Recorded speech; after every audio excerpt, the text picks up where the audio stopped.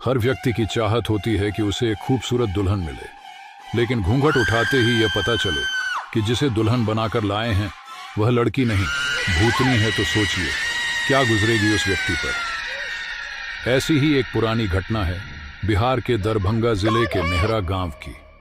गांव के निवासी राधेश्याम चौधरी बताते हैं कि इस गांव के एक युवक की शादी हुई। युवक अपनी दुल्हन को लेकर घर वापस आ रहा था। उन दिनों डोली में बैठकर दुल्हन आती थी। रास्ते में डोली लेकर चलने वाले जब थक गए तो उन्होंने एक पेड़ के नीचे डोली को रख दिया और सुस्ताने लगे। कहते हैं कि इसी बीच एक भूतनी ने दुल्हन को मार दिया और उसके शरीर पर कब्जा कर लिया। कोई भी इस घटना को समझ नहीं पाया और दुल्हन की डोली ससुराल आ गई। रात के समय जब दुल्हा अपने कमरे में पहुंचा, दुल्हन का घूंघट उठाकर उसका चेहरा देखने लगा। तभी उसे तेज प्यास लगी और पानी पीने की इच्छा जताई। दुल्हन बैठे बैठे हाथ बढ़कर कुएं से पानी भर लाई। यह देखकर दुल्हा बेहोश हो गया।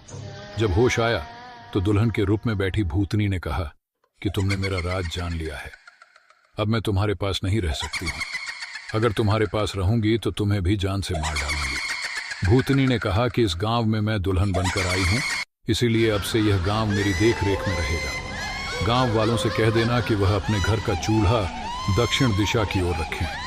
इससे गांव उन्नति करेगा और लोग खुशहाल रहेंगे। उसके बाद से इस गांव के सभी लोग अपने घर का चूल्हा दक्षिण दिशा की ओर रखते हैं। शास्त्रों में दक्षिण दिशा में चूल्हा रखना अशुभ कहा गया है। माना जाता है कि यह दिशा भूत प्रेत और यम की दिशा है, इसलिए आमतौर पर कहीं भी लोग इस दिशा में चूल्हा नहीं रखते हैं।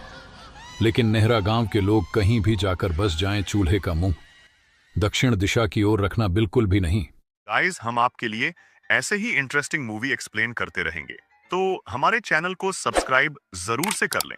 मिलते हैं और किसी मजेदार वीडियो में, तब तक के लिए बाय बाय।